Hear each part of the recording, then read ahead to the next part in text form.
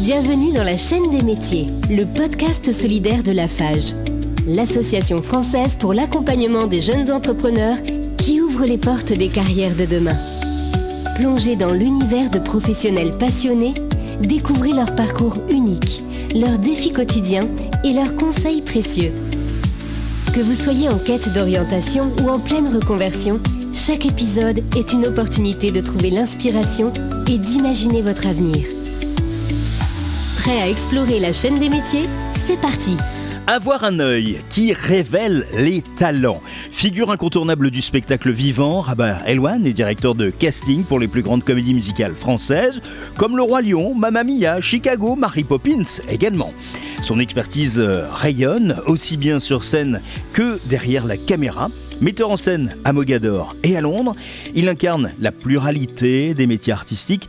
Avec lui, on explore aujourd'hui les coulisses du casting professionnel, un métier clé où flair, exigence et sensibilité artistique font toute la différence. Bonjour Rabat, bienvenue. Merci, ravi aussi d'être avec vous. Alors, nous avons ce rendez-vous qui est destiné autant aux étudiants qui cherchent à s'orienter que de gens qui souhaiteraient éventuellement se lancer sur une reconversion. En quelques mots, Rabat, en quoi consiste le métier de directeur de casting? Alors en quelques mots, ça va être difficile, mais je vais essayer d'être concis. Un directeur de casting, en l'occurrence dans la fonction que je exécute depuis maintenant plus de 20 ans, je suis vraiment spécialisé dans la comédie musicale en France.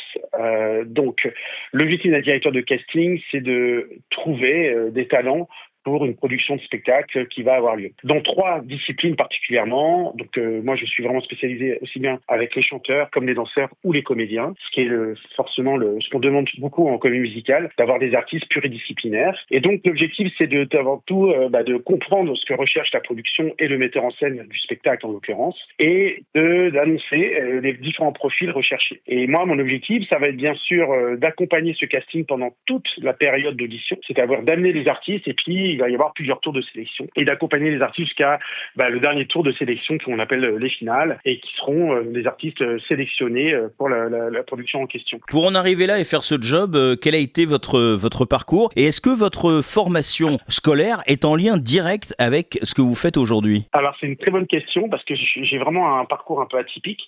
Moi là-bas j'ai fait un bac de gestion en comptabilité, gestion et ensuite j'ai fait un DUT technique commerciale où j'ai eu tous les outils, marketing, publicité, etc. Pendant quelques années, j'ai travaillé dans ce domaine-là et c'est vraiment un accident de parcours qui m'a permis de travailler dans le milieu artistique parce qu'à la base, je n'étais pas du tout, moi, voué à travailler dans le milieu artistique. Pour faire très court, je faisais de la danse en loisir par hasard parce que j'organisais des séjours de vacances avec des enfants et j'avais engagé une professeure de danse et un professeur de sport et les enfants faisaient du sport comme de la danse. Et pendant la boum avec les enfants, la professeure de danse m'a vu danser, elle m'a dit tu devrais prendre des cours de danse. Et j'avais 17 ans à l'époque. Et j'ai dit ah bon, tu crois? Et donc j'ai été faire ça comme une activité sportive de loisir. Et donc quelques années plus tard, quand j'ai cherché du travail auprès du parc Disney qui venait à peine de s'ouvrir, donc chercher un travail dans le marketing en fait à la base. J'avais marqué dans les loisirs sur mon CV, j'avais marqué danse.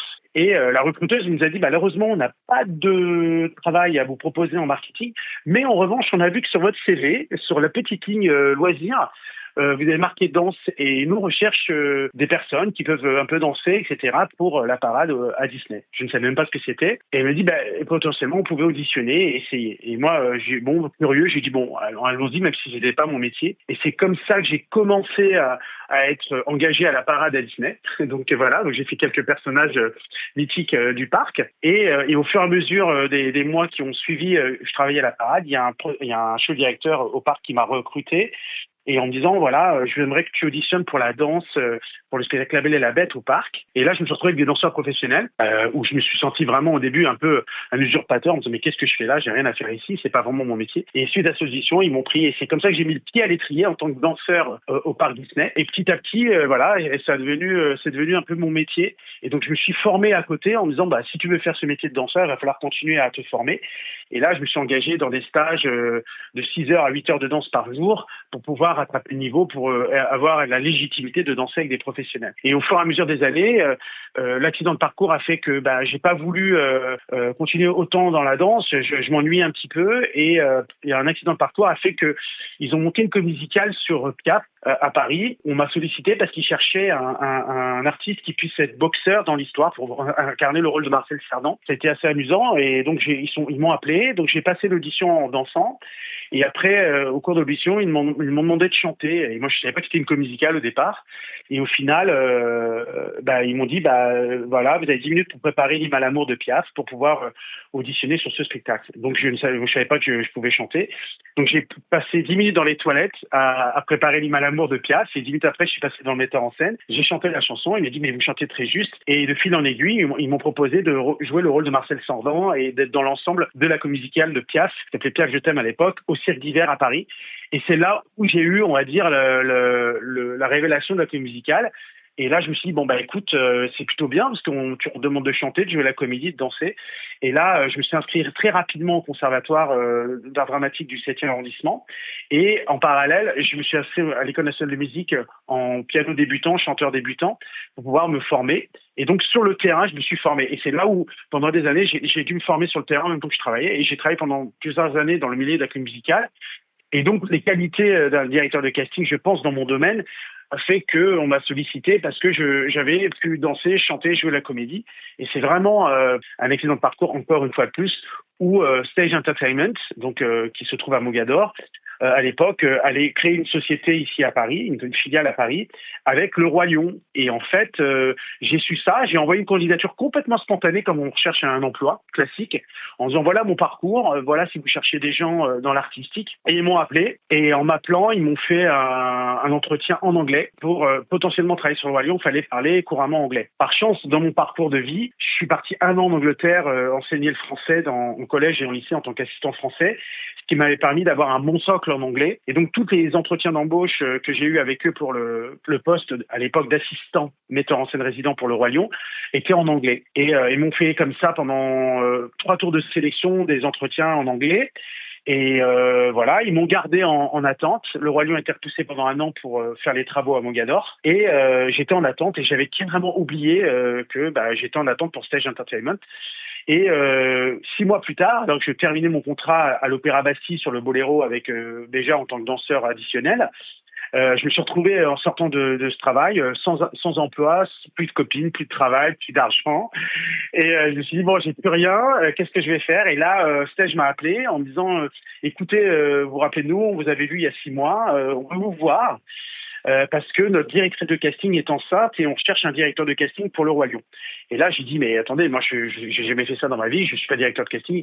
Ils m'ont dit, non, mais on veut quand même vous voir. Donc, ils m'ont vu avec la directrice de casting et le producteur et ils m'ont fait passer un entretien d'1 heure, toujours en anglais. Et au bout de 7 heures, ils m'ont dit, voilà, écoutez, on vous veut comme directeur de casting pour le Roi Lion, pour Mogador. Donc ça, je vous parle, on était en 2005. Et c'est comme ça que j'ai mis le pied à l'étrier en tant que directeur de casting. J'avais jamais fait ça dans ma vie, pour être honnête.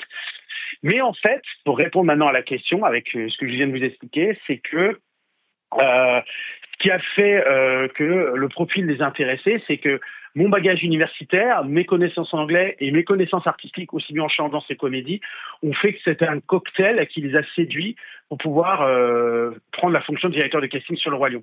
Et c'est de là que tout a commencé, en fait, vraiment. Vous avez d'ailleurs été sollicité pour faire la mise en scène du spectacle rassemblant Gad Elmaleh et Kev Adams, recruté Exactement. À l'origine bien avant par Jérôme Savary. Je vais vous poser des questions sur votre métier, les critères en tant que directeur de casting pour dénicher les talents. Est-ce que c'est de l'instinct? Est-ce qu'il y a de la technique, de la chimie? Comment vous voyez votre job? C'est un peu tout parce que, comme je dis toujours, la première règle, c'est de comprendre ce que recherche le chorégraphe, le metteur en scène ou le directeur musical. Donc moi, avant de commencer n'importe quel casting, j'ai un appel téléphonique avec ces équipes-là, ce qu'on appelle les équipes créatives, et je les bombarde de questions. pour comprendre qu'est-ce qu'ils recherchent. Parce que sur le papier, dire je veux un comédien d'1m80, baryton, plutôt musclé, parce que par rapport au profil du personnage qui joue, par exemple, c'est quelqu'un qui représente un soldat dans l'armée, j'en sais rien. Ça, c'est des choses qui sont très bien à connaître, mais c'est pas suffisant. Je sais toujours qu'un metteur en scène derrière, il a d'autres idées en tête, il y a des qualités autres uniquement même artistiques et même des qualités humaines ou même un talent supplémentaire que on n'a pas forcément sur le papier. Donc du coup, moi ma première chose, c'est un travail d'investigation. Je fais une vraie investigation sur qu'est-ce qu'on recherche. Une fois que ça c'est fait, moi je vais être l'extension, on va dire, de leur cerveau et je vais me retrouver après à créer un profil, bien sûr sur une annonce. Je vais me retrouver devant mon ordinateur à voir des photos, des CV et des vidéos ou des bandes sonores où l'artiste va chanter. Mais en général, c'est des bandes, maintenant, aujourd'hui, c'est des bandes vidéo, des clips vidéo. Donc, du coup, j'ai écouté ça et je vais vraiment essayer de, moi, intuitivement, me dire, est-ce que cette personne peut correspondre au personnage que l'on recherche. Donc ça fait appel à plusieurs angles de recherche. Bien sûr sur les qualités artistiques, c'est-à-dire que si la personne techniquement, vocalement, elle n'est pas à la hauteur de ce qu'on cherche, ça peut pas marcher. Si dans le jeu d'acteur, il n'y a pas le bagage suffisant, ça ne peut pas marcher. Si en technique de danse, il n'y a pas ça, ça peut pas marcher. Donc bien sûr, il y a les aspects techniques, mais au-delà de ça, il y a ce petit truc en plus qui est un peu abstrait, qui est difficile à décrire, qui va faire que je vais dire, tiens, je vais faire venir cette personne parce que je pense que ça peut plaire au metteur en scène ou au chorégraphe ou au directeur musical. Les challenges que vous avez, parce qu'à chaque fois c'est un challenge, mais quel aurait été le challenge le plus marquant, c'est-à-dire le casting qui aurait été le plus exigeant avec des profils les plus inattendus? C'est très difficile à répondre à cette question parce que chaque casting a son propre ADN. Je donne un exemple. Vous faites le casting de Cats, c'est un musical mondialement connu, qui a existé depuis plus de 30 ans. Les artistes qu'on recherche dans Cats, c'est non seulement des danseurs de très haut niveau, danseurs professionnels de très haut niveau, avec des techniques vraiment de jazz, technique Horton, voilà. Mais chaque chat dans l'histoire, à un moment donné, a un solo vocal, en chant. Donc il va raconter son histoire. Ça veut dire qu'on cherche une qualité aussi bonne en danse qu'en chant. Donc, pour trouver ces personnages-là, ça a été un casse-tête chinois pour moi, parce que souvent, j'avais des très bons danseurs, mais dès qu'ils passaient au niveau du chant, ils n'avaient pas de niveau. Pareil, dans ces critères-là, je ne peux pas auditionner avant des chanteurs, parce que la danse est le premier critère qu'on recherche. Donc, j'ai dû auditionner plus de 1200 danseurs, et pas uniquement en France, pour trouver les vingtaines de chats de l'histoire pour la comédie musicale à Paris. Donc là, vous voyez, ça a été très très compliqué pour moi parce que je savais pas où les trouver et l'exigence était très haute. Pareil, vous faites un casting pour Starmania. Ils avaient fait 2 ans et demi de casting pour Starmania.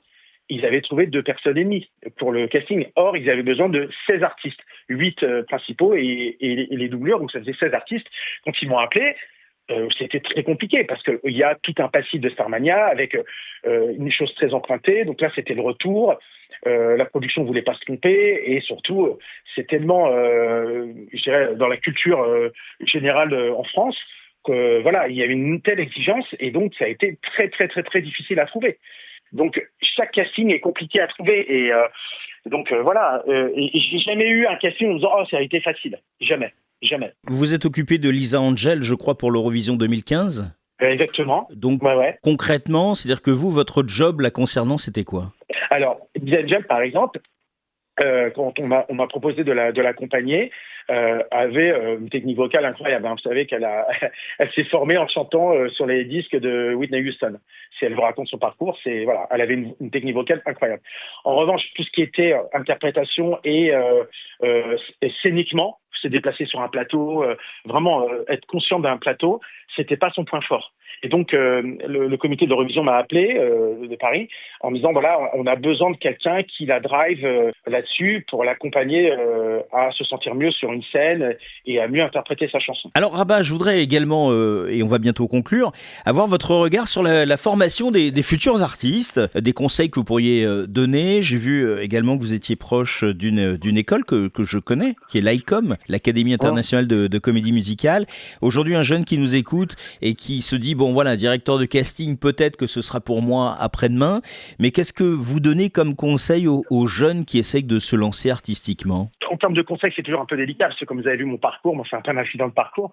La première chose, c'est que il existe à Paris plusieurs écoles de comédie musicale. Déjà, pour la première chose, c'est donc l'ICOM. En effet, j'y suis déjà intervenu, mais je ne suis pas intervenu qu'à l'ICOM. Il y a le PCM, le CM, il y a également l'école API. Il y a plusieurs écoles de comédie musicale à Paris. La classe type des cours Florent. Les cours Florent également ont une section comédie musicale. Donc, il y a plusieurs formations de comédie musicale à Paris qui permettent aux jeunes talents de pouvoir se former sur 2 ou 3 ans en chant, danse et comédie. Alors je dis toujours faites attention parce que souvent le jeune qui par exemple a fini des études et il se dit oh j'aimerais bien faire de la comédie musicale, ils vont dans ce genre de formation et ils se disent bon ben voilà je vais faire 2 ans et je serai formé. C'est pas vrai parce que souvent il est quand même important que le talent dont on parle, il faut qu'il ait quand même un minimum de base, c'est-à-dire que ou il a une qualité de chanteur déjà ou de comédien ou de danseur pour pouvoir rentrer dans ces écoles-là. Une fois qu'ils sont dans ces écoles-là, ils ont vraiment une formation pluridisciplinaire, même en claquette d'ailleurs, il n'y a pas que ça, mais en jeu et tout ça. Et en sortant de ces formations-là, je dis toujours, ils sont pas forcément, moi si je devais les recruter le lendemain, ils sont pas forcément encore prêts à rentrer sur un plateau et être professionnel. C'est déjà un bon départ, je dis, et après, il faut bien sûr continuer à se former, mais même individuellement, parce que bon chant, moi je conseille toujours que ces jeunes artistes prennent des cours individuels, parce que dans ces écoles-là, c'est souvent des cours collectifs et c'est pas suffisant. En danse, c'est pareil, il y a un gros problème, moi je dis toujours, le maximum de travail qu'on propose dans les comédies musicales, c'est l'ensemble. Qui dit ensemble, souvent, c'est des gens qu'on va leur demander de danser ou d'être de bons bougeurs, on appelle good mover en anglais, et souvent les gens oublient de se former en danse, et c'est un peu dommage parce que c'est souvent là où les opportunités de travail sont. Et avant même de penser à vouloir être des rôles, parce que souvent on pense qu'on sort d'une école de comédie musicale et on pourrait déjà les premiers rôles de demain. Il y a moins d'offres sur les premiers rôles que sur l'ensemble. En proportion, par exemple, sur un spectacle sur Le Roi Lion, vous avez à peu près 9 personnages principaux et le reste, c'est 35 personnes de l'ensemble. Vous voyez, donc l'offre de travail, elle est plutôt là. Et d'ailleurs, ça permet aux jeunes talents de pouvoir se former sur le terrain et de commencer à progresser en étant dans l'ensemble. Parce que dans l'ensemble, on vous sollicite pour faire beaucoup de choses. On travaille aussi l'harmonie, il y a les chœurs à chanter. Donc, c'est vraiment un premier pas pour pouvoir vraiment se professionnaliser et devenir meilleur. Et après, petit à petit, bien sûr, avec l'âge, on peut commencer à être sollicité pour des personnages secondaires ou des premiers rôles. Après, on peut aussi être des premiers rôles même à 18 ans. Si vous faites Grise demain, on va chercher des jeunes, bien évidemment. Je ne veux pas que les gens comprennent les choses à l'envers, mais je dis, ce qui est important, c'est le travail, c'est que c'est un métier qui évolue tout le temps, donc on ne peut pas se baser uniquement et se fonder uniquement sur ces connaissances qu'on a eues dans le passé, c'est pas suffisant. 2, je pense qu'il faut être curieux, et l'artiste de demain, c'est celui qui est curieux, c'est-à-dire d'aller voir des expos, voir des films, voir des pièces de théâtre, faire du sport, plus on s'enrichit, plus on a un artiste qui est enrichi, et donc du coup, on a un artiste qui peut nous intéresser dans le casting, et on le voit. Ça le sent quand un artiste, on voit que c'est un artiste qui a été nourri. Parce que pour pouvoir se nourrir, il faut être curieux, je pense, dans la vie. Et l'hygiène de vie, vous le disiez, le sport, et sans vouloir trahir le moindre secret, vous vous levez tous les matins à 5h30 pour aller faire du sport. C'est vrai, je vais à la salle. C'est vrai, je vais à la salle à 6h, je vais 4 fois par semaine. Oui, je pense que ce qui est important, il y a une forme de discipline à avoir. Un artiste, c'est un sportif de haut niveau. Vous voyez bien les artistes de haut niveau, la discipline qu'ils ont au niveau d'hygiène de vie. C'est-à-dire que moi, quand je donne des stages, ce qui est assez amusant, au début, les gens qui viennent prendre mes stages, qui s'appelle interprétation dans la comédie musicale, pendant ma formation d'une semaine, souvent, je leur parle de l'alimentation, du sommeil. Vous vous rendez compte? Et donc les gens ils disent je suis venu faire un stage d'interprétation, je comprends pas pourquoi ils nous parlent du sommeil, et bien sûr des activités physiques. Parce que en effet, on est un corps, ce corps-là, on l'a une fois pour toute la vie. On va pas pouvoir le changer dans notre vie, et être un interprète sur un plateau, ça demande énormément de capacité physique. Donc ça veut dire que le corps, il doit être prêt. Être comédien, c'est on va engager son corps. Quand on est chanteur, on doit engager son corps, et quand on est danseur, on doit engager son corps. Donc le corps est son outil de travail. Donc on peut pas le négliger, aussi bien sur le plan du sommeil, sur l'hygiène, c'est-à-dire sportive, et également sur l'hygiène alimentaire, parce que ces 3 choses sont des éléments primordiaux pour pouvoir avoir un corps qui puisse suivre notre carrière et pouvoir durer longtemps dans notre carrière. Dernière question, Rabat, l'évolution de votre métier à l'heure où les auditions se digitalisent. Est-ce que votre métier a évolué positivement grâce à la nouvelle technologie? Est-ce que votre métier dans 10 ans existera toujours, ou c'est une intelligence artificielle qui analysera une vidéo qu'on enverra par le biais d'un mail? C'est une très bonne question parce que quand j'ai commencé en 2005-2006 les castings du Roi Lion, je recevais encore les enveloppes que j'avais décachetées tous les matins, que j'allais chercher à l'accueil, avec des CD que les gens m'envoyaient, des lettres écrites à la main, etc. parce que Internet était encore dans le balbutiement, il n'y avait pas du haut débit comme aujourd'hui. Donc moi j'ai vécu la transition, alors c'était assez amusant en casting justement de vraiment le old school méthode d'envoyer sa candidature en casting, et avec l'évolution d'Internet et où les gens maintenant envoient carrément des liens YouTube, parce que YouTube n'existait pas encore à l'époque, des liens Instagram n'existait pas à l'époque. Donc moi j'ai suivi, je dirais, l'évolution de la technologie. On n'a pas le choix. Parce que sinon, on n'atteint pas les gens qui nous intéressent. Même moi, sur les annonces, à l'époque, je n'avais pas de Facebook. J'ai dû créer un Facebook. Et puis après, on m'a dit, Facebook, c'est un peu trop old school. Maintenant, c'est Instagram. Donc, j'ai créé un Instagram. J'ai un système maintenant, même de QR code pour que les gens aient les informations du casting. Donc, ça permet d'aller plus vite, je dirais. Ça permet de mieux organiser. Donc, moi, je suis pas contre les outils technologiques. Au contraire, et l'évolution technologique, ça nous facilite les choses dans notre travail. Pour répondre à la deuxième partie de la question, qui est de savoir si l'intelligence artificielle pourra faire du tri. Peut-être, c'est possible, mais il y a une chose qui est primordiale en casting, et je pense que ça, l'IA ne pourra pas, à ce stade, remplacer l'humain, c'est que quand on choisit un artiste, c'est 50%, je dis toujours, de ses capacités, de son talent, de sa technique, je dirais, et 50% de qui il est en tant qu'humain. Parce qu'on va aussi chercher une personne. C'est du ressenti, c'est organique, ça ne s'explique pas. Comme je dis, c'est subjectif en même temps peut-être, mais notre instinct fait aussi beaucoup la différence. La personne qui va rentrer dans une pièce, et des fois, même avant même qu'elle ouvre la bouche, le regard, l'énergie qu'elle amène dans la pièce, on se dit c'est cette personne qu'on veut. Et pourtant, elle n'a encore rien fait. Bien sûr, il faut que le talent soit là après, mais ce côté organique, l'humain est là aussi pour ça. Et moi, je mets un point d'honneur à dire que on engage avant tout des humains avec ses qualités, ses défauts, et c'est ce qui nous intéresse aussi beaucoup dans nos auditions. Merci beaucoup Rabat d'avoir été notre invité. Rabat Elouane était notre invité. Merci à vous et merci pour votre partage. Bonne journée à vous. Merci Rabat et à très bientôt. Bientôt. Évidemment, vous qui nous écoutez, vous avez envie d'en savoir plus, on vous met les coordonnées, les sites internet de nos invités. Et puis si vous souhaitez, vous aussi, mettre en avant un métier qui vous intéresse, mais vous avez envie d'en savoir plus, eh bien vous nous écrivez directement, vous avez toutes nos coordonnées autour de ce podcast. À très bientôt. Merci d'avoir écouté La Chaîne des métiers, le podcast de Lafarge qui dévoile les richesses du monde professionnel. Vous avez aimé cet épisode ? Partagez-le autour de vous et contribuez à cette grande chaîne solidaire pour l'orientation des jeunes. Et si vous connaissez un professionnel inspirant, n'hésitez pas à nous le recommander. Retrouvez-nous sur l'ensemble des plateformes de podcast, réseaux sociaux et sur notre site www.afage.fr pour découvrir d'autres épisodes et accéder à des ressources complémentaires. Ensemble, construisons un avenir où chacun trouve sa place. Lafarge, c'est vous.